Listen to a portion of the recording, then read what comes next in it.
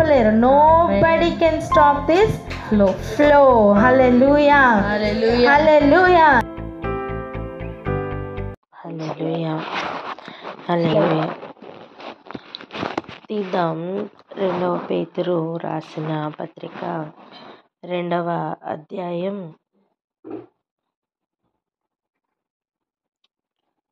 15వ వచనం నుండి 17వ వచనం వరకు చదువుకుందాం. 15, 16, 17.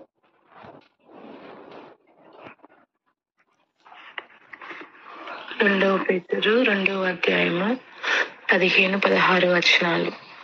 తిన్నని మార్గమును విడిచి బేయేరు కుమారుడైన బిలాము పోయిన మార్గమును బట్టి త్రోవ తప్పిపోయిరి.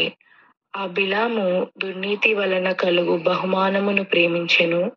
అయితే తాను చేసిన అతిక్రమము నిమిత్తము అతడు గద్దింపబడెను. ఎట్లనగా నోరు లేని గార్ధాబము మానవపరముతో మాట్లాడి ఆ ప్రవక్త యొక్క వెర్రితనము అడ్డగించెను. హల్లెలూయా. ఒకసారి ఆలోచిద్దాం. సడన్గా బిలాము గురించి మాట్లాడడం ఏంటి దేవుడు? పేతురు ద్వారా పరిశుద్ధాత్ముడు బిలామును జ్ఞాపకం చేస్తున్నారు. అది కూడా ఎలా చెప్తున్నారు చూడండి. తిన్నని మార్గమును విడిచి బేయేరు కుమారుడైన బిలాము పోయిన మార్గమును బట్టి త్రోవ తప్పి పోయిరి.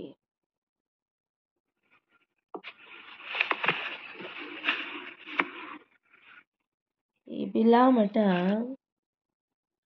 దుర్నీతి వలన కలుగు బహుమానమును ప్రేమించెను. ఈ బిలాము చేసిన పని ఏంటి? మొత్తం బిలాము పనిని ఒక్క సెంటెన్స్లో రాశారు. దుర్నీతి వలన కలుగు బహుమానమును ప్రేమించెను. నీతి వలన కలుగు బహుమానమును ప్రేమించిన స్థితి ఒకటైతే, దుర్నీతి వలన కలుగు బహుమానమును ప్రేమిస్తున్న లెవెల్ ఇంకొకటి.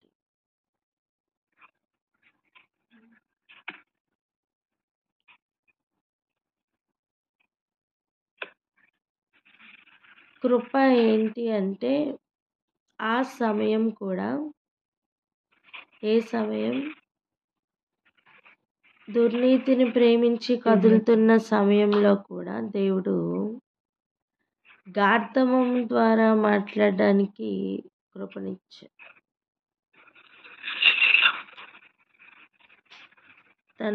తన గాడిద మానవ స్వరంతో మాట్లాడి ప్రవక్త యొక్క వెర్రితనమును అడ్డగిస్తూ మాట్లాడి,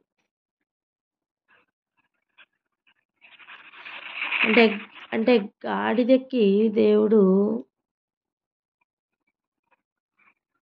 అలా మాట్లాడడానికి ఒక పవర్ని ఇచ్చినట్టుగా మనం చూస్తున్నాం. ఇప్పుడు ఆలోచిద్దాం. దేవుడు దుర్నీతిలో వెళ్తుంటే కూడా హెచ్చరికను జారీ చేస్తూ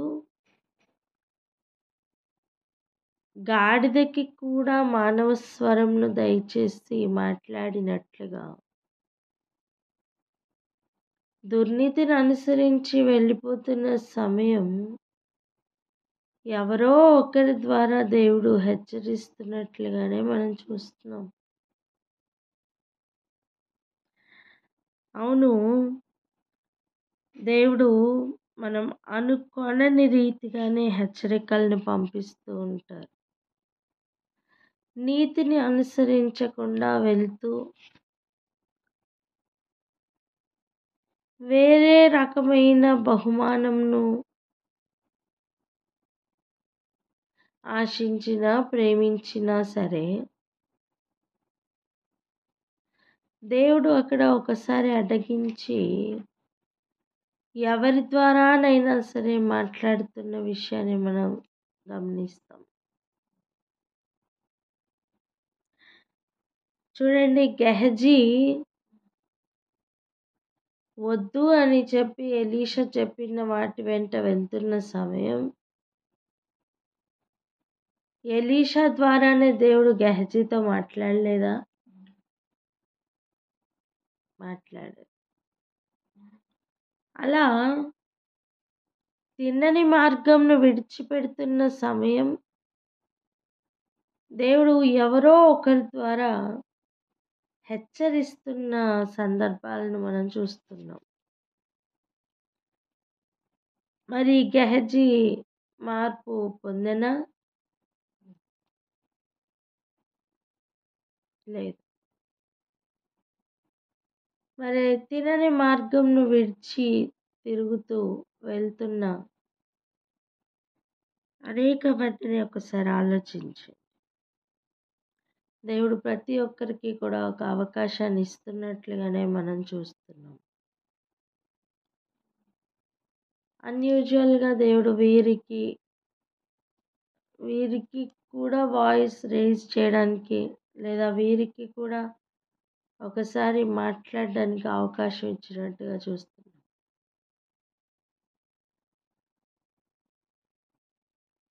అలా గద్దింపు వచ్చినప్పుడు గ్రహించి అట్లీస్ట్ అప్పటికైనా మార్గంను మార్చుకుంటే మంచిది. కానీ ఈ దుర్నీతి సంబంధమైన స్వభావం ఎలా ఉంటుందంటే, హెచ్చరించిన కొద్దీ ఎక్కువ చేసే స్వభావంగా మారిపోతుంది.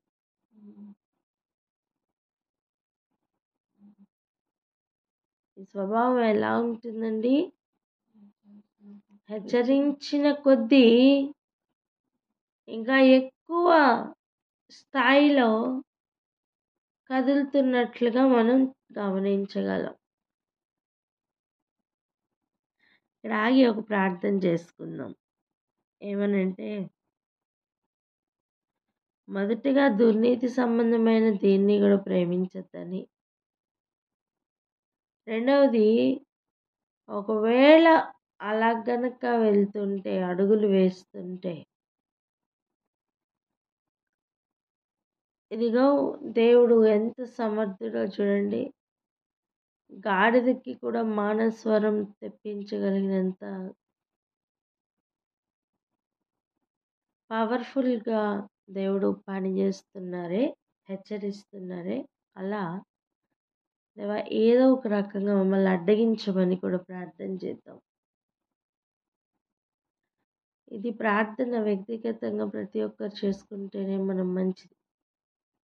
ఎందుకంటే మనం దేన్ని ప్రేమిస్తున్నామో, దేనికోసం పరిగెడుతున్నామో ఒక్కొక్కసారి మనం తెలుసుకోకుండా ఉండే అవకాశాలు చాలా ఎక్కువ. కనుక ఇక్కడ ఆగి ఒకసారి ప్రార్థన చేద్దామా? ఎవరైనా ప్రార్థన అందుకోండి.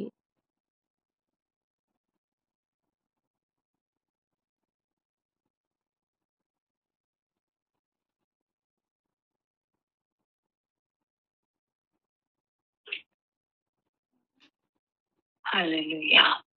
Thank you Jesus. స్తోత్రమయ్యా, నీకే వందనాలు, స్తుతులు, స్తోత్రములయ్యా. నా తండ్రి, బిలాము దుర్నీతి వలన కలుగు బహుమానమును ప్రేమించినట్లు వాక్యం ద్వారా మేము తెలుసుకున్నామయ్యా. అవునయ్యా, నీతి వలన కలిగిన బహుమానము ఉంటుందని మేము గ్రహిస్తున్నాం. ఎప్పుడైతే దుర్నీతి మార్గంలో నడిచినప్పుడు మీరు నా తండ్రి హెచ్చరించే దేవుడు మీరై ఉన్నారయ్యా. ఆ హెచ్చరికను మేము నా తండ్రి ప్రభువ యేసయ్య గుర్తించి, నా తండ్రి ప్రభువ ఆ హెచ్చరికను రిసీవ్ చేసుకొని, నా తండ్రి మమ్మల్ని మేము సరిచేసుకునే వారు మేము ముందుకు కృప చూపించండి. అవునయ్యా, బిలాము దుర్నీతి మార్గంలో నడిచిన నా తండ్రి యేసయ్య గాడిదకు కూడా నా తండ్రి ప్రభు మాటలను ఇచ్చి, నా తండ్రి యేసయ్య నా తండ్రి గాడిద ద్వారా మాట్లాడిన నా తండ్రి హెచ్చరించిన దేవుడు మీరై ఉన్నారయ్యా.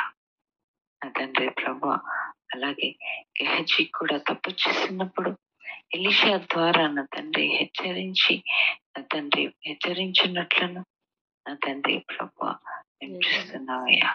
నా తండ్రి ప్రభా, మరి మేమైతే నా తండ్రి వారమై మా తప్పును సరిచేసుకునే వారంగా మేము ఉండాలయ్యా. దుర్నీతికి సంబంధించినది ఏది కూడా నా తండ్రి మేము ప్రేమించే వారంగా ఉండకూడదు ప్రభా. నీతి మార్గంలో మేము నడుచు వారంగా ఉండాలయ్యా. నా తండ్రి యేసయ్యా, మమ్మల్ని బలపరచువాడా, ఏ వందనాలు తెలుస్తూ చెల్లించుకుంటున్నామయ్యా. చిన్ని ప్రార్థన యేసయ్య పరిశుద్ధ నామంలో అడిగి ప్రతిమాలి పడుకుంటున్నాం తండ్రి. Amen, amen, amen. Thank you Jesus. Amen. Hallelujah. Yeah, hallelujah. Thank you lord. ఇప్పుడు చూడండి 17వ వచనం చదువుదాం. వీరు నీళ్లు లేని బావులు, పెనుగాలికి కొట్టుకొని పోవు మేఘములనై ఉన్నారు. వీరి కొరకు గాఢాంధకారం భద్రం చేయబడి ఉన్నది.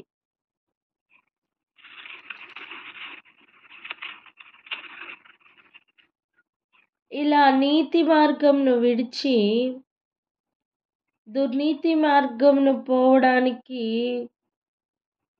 పరిగెడుతున్న వారిని గురించి చెప్తున్న మాటలే ఇవి. వీళ్ళు ఎవరట? బావిగానే కనిపిస్తారు కానీ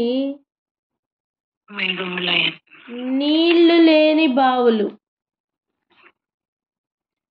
మేఘములుగానే కనిపిస్తారు కానీ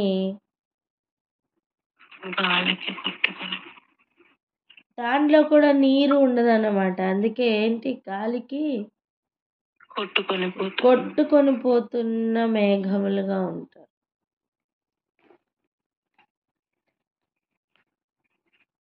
బావులుగానే ఉంటారు కానీ నీళ్లు ఉండవు, నీళ్లు లేవు. ఎంత ఎంత దౌర్భాగ్య స్థితి కదా. బావి అని చెప్పి అనేకులు వస్తారు ఆశ్రయించడానికి, దప్పిక తీర్చుకోవడానికి. కానీ వారి దప్పిక తీరదట. కారణం అక్కడ నీళ్లు లేవు. అక్కడ నీళ్లు లేనట్లుగా మనం చూస్తున్నాం. ఈరోజు ఒక ప్రార్థన చేసుకుందాం. ఏంటంటే ప్రతి బావి ఉబ్బికి పారాలని ప్రార్థన చేద్దాం. ప్రతి బావి ఉబ్బికి పారాలి. పలకండి అన్నమాట.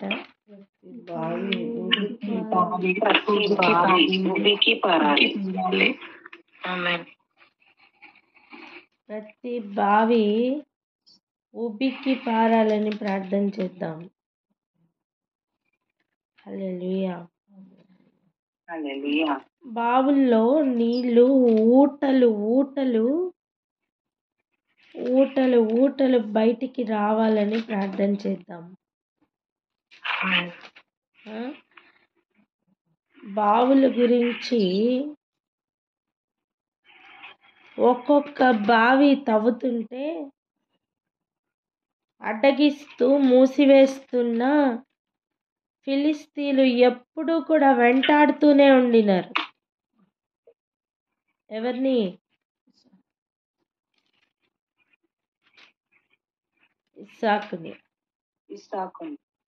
ఇస్సాకుని. కానీ దేవుడు దానికి వెసులుబాటు దయచేసేంత వరకు కూడా తన ప్రయాణం ఆగల.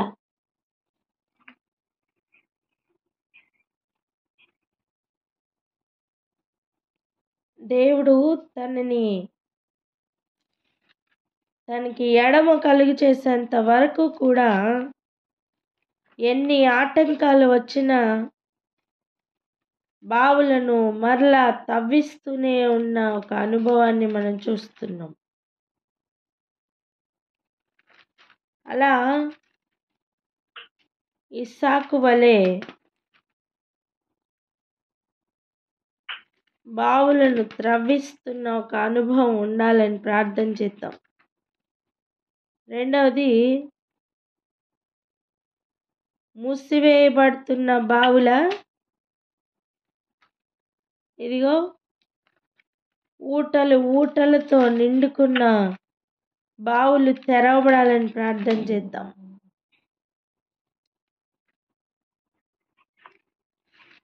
ఈరోజు ప్రతి ఒక్కరి బావి కూడా ఊటలతో నిండుకుపోవాలని ప్రార్థన చేద్దాం. ఆశ కలిగిన వారు ప్రార్థన అందుకోండి.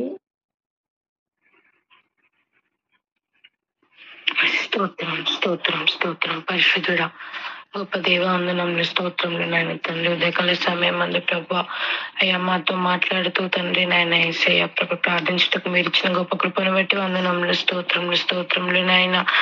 అయ్యా తండ్రి నాయన ప్రభు యేసయ్య అయ్యా నీటి ఊటగా మీరై ఉన్నారు తండ్రి. అవునయ్యా తండ్రి నాయన ప్రభు ప్రతి ఒక్క బావి కూడా తండ్రి నాయన ఉబికి పారుచున్నటువంటి నీటి ఊటను దయచేయువారు మీరే తండ్రి. అవునయ్యా తండ్రి నాయన ప్రతి ఒక్క బావి కూడా ప్రభు తండ్రి నాయన అయ్యా పొంగి పొర్లు లాగున తండ్రి అయ్యా ఉబ్బుకుచున్నటువంటి ప్రభు ఒక నీటి ఊటను తండ్రి నాయన యేసయ్య మీరే ప్రభు తండ్రి మార్చమని అడుగుతున్నాము తండ్రి. అవునయ్యా అయ్యా నీళ్లు లేని బావులుగా ఉన్నటువంటి తండ్రి నేను ప్రతి ఒక్క స్థితిగతులను ప్రతి ఒక్క పరిస్థితులను కూడా తండ్రి అయ్యా మీరే తండ్రి నాయన నీటి ఊట చేత ప్రభు ఉబ్బుకుచున్నటువంటి అయ్యా పారేటటువంటి తండ్రి నాయన బావులుగా మార్చగలిగిన గొప్ప దేవుడయ్యా. అవును తండ్రి మేము కూడా తండ్రి అటువంటి వారముగా తండ్రి నాయన యేసయ్య అయా పేరుకు మాత్రము తండ్రి నాయన ఉంటూ ప్రభు ఒక వాక్యము లేక తండ్రి నాయన అయా ఒక నిర్జీవముగా ఉన్నామేమో తండ్రి. నీటి ఊటనిచ్చినట్టు రీతిగా ప్రభు అయా నీలో ప్రభు మేము జీవించేటటువంటి వారంలాగా ఉండడానికి తండ్రి మీరే మాకు సహాయమును దయచేయండి. అవునయ్యా ఆశ కలిగి ఉన్న వారిని ప్రభు తండ్రి సంతృప్తిపరచగలిగిన గొప్ప దేవుడవయ్యా. అయా తండ్రి నీళ్లు లేని బావులను ఊట చేత పారింప చేసిన రీతిగా తండ్రి నాయన నీ వైపు ప్రభు నీలో ప్రభు పొంగి పర్లేటటువంటి వారిలాగా మమ్మల్ని అందరినీ తీర్చిదిద్ది ప్రభు తండ్రి నీ నామాన్ని మహిమపరచుకున్నామన్న యేసుక్రీస్తు నామములో అడిగి వేడుకుంటున్నాం ప్రియ పరలోకపు తండ్రి. ఆమేన్. ఆమేన్ ఆమేన్. హల్లెలూయా. మరొక ప్రార్థన కూడా చేద్దాం. ప్రతి మేఘం కూడా జలములతో నిండాలని, అది గాలికి కొట్టుకుని వెళ్ళడానికి వీల్లేదని, అది నిర్ణయింపబడిన ఏరియాలో మాత్రమే వర్షము కురిపించాలని ప్రార్థన చేద్దామా? ఈ ప్రార్థన చాలా శ్రేష్టమైన ప్రార్థన. దయచేసి నిర్లక్ష్యంతో మాత్రం ఎవరు ప్రార్థించద్దు. ఎందుకంటే కొన్ని మేఘములు నీళ్లతో నిండుకోబోతున్నాయి. గాలికే కొట్టుకుని పోనట్లుగా ప్రజెంట్ ఉన్నా సరే కొన్ని మేఘములు నీళ్లతో నిండుకోబోతున్నాయి. నిర్జల మేఘాలుగా ఇంతవరకు తిరిగాయేమో, కానీ ఇక వాటి ప్రయాణం వర్షము కురిపించుటకే ఇక జరుగును గాక.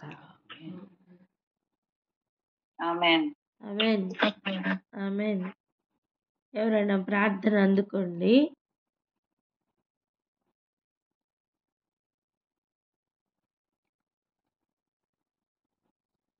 మనమందరం ప్రార్థించడానికే చేరాము. దయచేసి ప్రార్థన అందుకోండి. అమూల్య ప్రేయర్ చేయరా. స్తోత్రం స్తోత్రం స్తోత్రం స్తోత్రం పరిశుద్ధ తండ్రి, కృతజ్ఞతాస్తుతులు స్తోత్రాలు ప్రభా. నాయనా నీ ఘనమైన నామానికి మహిమ యేసయ్యా. నాయనా నీకు స్తోత్రాలు. లోతైన అనుభవాలతో ప్రభా నాయన మీరు మమ్మల్ని నింపుతున్నందుకు స్తోత్రాలు. ఇప్పటి వరకు నిశ్చల మేఘాలుగా ఉన్నటువంటి ఆత్మీయ స్థితి అయినా ప్రభా ఇక స్తోత్రాలు ప్రభా. ఇక మీదట ప్రభా నాయన నీటితో నిండి ప్రభా నాయన నీకు స్తోత్రాలు కదిలింపబడేలాగిన ప్రభా నాయన మా అందరి ఆత్మీయ స్థితిని వర్ధిల్ల చేయండి ప్రభా. నీకు స్తోత్రాలు. నీటి ఓటతో నింపబడడానికి ఎక్కడైనా ప్రభా నీకు స్తోత్రాలు. ఆశీర్వాదకరమైన వర్షం కురిపించేలాగున నాయన కృప చూపించండి ప్రభా నాయన. మహిమ నుండి అధిక మహిమలోనికి మీరు మమ్మల్ని నడిపించండి. వట్టి వారిని గనులుగా మార్చే దేవుడు మీరు ప్రభా. నీకు స్తోత్రాలు ప్రభా. ఇస్సాకు వెనుక ఫిలిస్తీన్లు ప్రభా నాయన ఇస్సాకు తీయించిన ప్రతి బావుల్ని ప్రభా వారి తండ్రి గారు ప్రభా నాయన తీయించిన బావుల్ని ప్రభా నాయన వారు ఎలా మోసారు. ఇస్సాకు కూడా ప్రభా తీయించిన ప్రతి బావిని నాయన నీకు స్తోత్రాలు మోస్తూ మోస్తూ మోస్తూ వెళ్ళి ప్రభా నీకు స్తోత్రాలు. ఒకనొక సమయంలో రాజీ పడిపోయారు. నీకు స్తోత్రాలు. మహోన్నతుడ మీరు మాకు తోడుగా ఉన్నప్పుడు మేము నింపబడతామయ్యా. మీరు మాకు సహాయంగా ఉన్నప్పుడు మేము ఎలా ఉంటాము, ఎలా ఆశీర్వదింపబడతామో ప్రభా. మీరు అనేకమైనటువంటి సారాంశాలతో మీరు మమ్మల్ని బలపరుస్తున్నందుకు మీకు కృప చూపే మీ కృప మాకు నిత్యము తోడుగా ఉంచమని వేడుకుంటూ యేసుక్రీస్తు వారి అతి పరిశుద్ధమైన నామం మిక్కిలి వినయంతో అడిగి పొందుకున్నాం ప్రేపల్లకు తండ్రి. ఆమేన్. ఆమేన్. బేయేరుకు దిగి వచ్చినప్పుడు యెహోవా ఇచ్చిన మాట ఒకటి ఉంది. అక్కడికి వెళ్దాం రండి. సంఖ్యాకాండం 21వ అధ్యాయం. సంఖ్యాకాండం 21వ అధ్యాయం 16వ వచనం చదువుదాం. 16. సంఖ్యాకాండం 21వ అధ్యాయం 16వ వచనము. అక్కడ నుండి వారు బేయేరుకు వెళ్ళిరి. యెహోవా జనులను పోగు చేయుము, నేను వారికి నీళ్ళనిచ్చేదనని మోషేతో చెప్పిన బావి అది. హల్లెలూయా. ఏం బావి అండి? బేయేరు దగ్గర వచ్చినప్పుడు అక్కడ వారికి ఏం బావి కనిపిస్తుంది? నీళ్లు ఇస్తాను అని చెప్పి మోషేతో చెప్పిన బావి అది.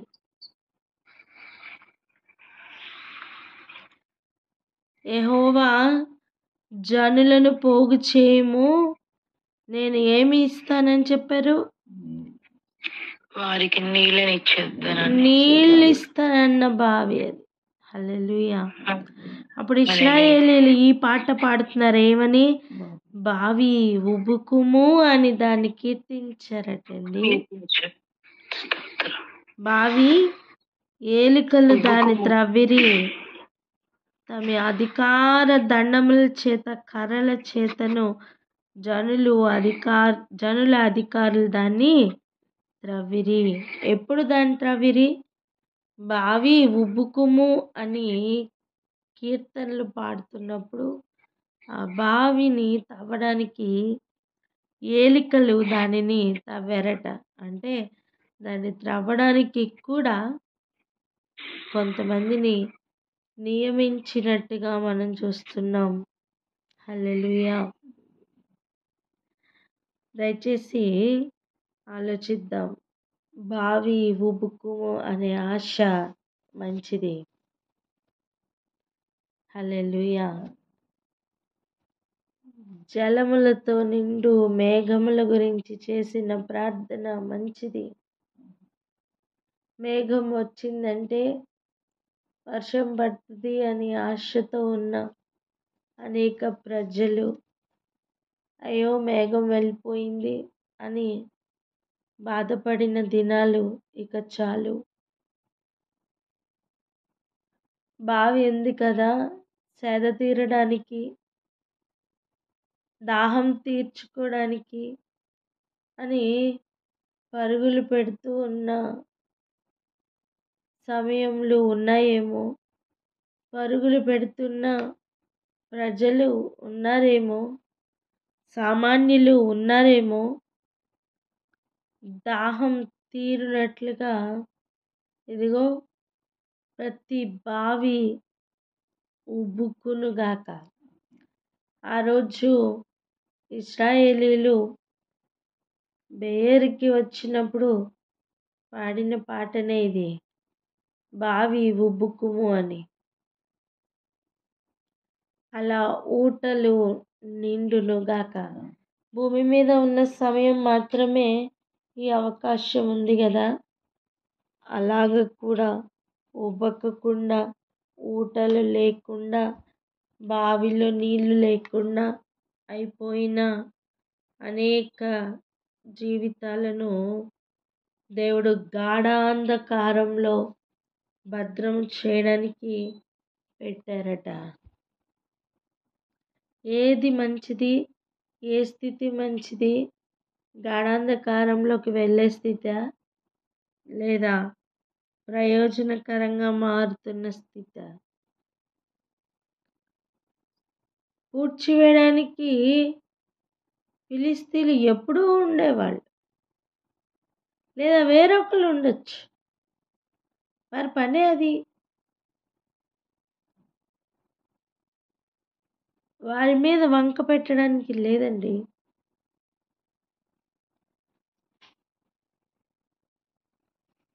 దయచేసి అర్థం చేసుకుందాం. తిన్నని మార్గంను విడిచి తిరుగుతున్న ఒక అనుభవంను మాన్పివేసుకొని నీతి మార్గంను అనుసరిస్తే బావి ఉబుకుతుంది. హల్లెలూయా. బావి ఎప్పుడు ఉబుకుతుంది? నీతి మార్గంను అనుసరిస్తే, తిన్నని మార్గంను అనుసరిస్తే బావి ఉబుకుతుంది. అలా ఊటలతో నిండుకుపోయి అలా ఉబుకుతున్న అనుభవంలో కదలాలి అని అనేక బావుల గురించి ప్రార్థన చేద్దాం. ప్రతి ఒక్కరు గ్రహించారని నమ్ముతున్నా. ప్రతి ఒక్కరు గ్రహించారని నమ్ముతున్నా. దేవుడు ఏర్పాటు చేసుకున్న ప్రవక్తలు తప్పిపోవడానికి వీలు లేదు అని ప్రార్థన చేసుకుందాం. అక్క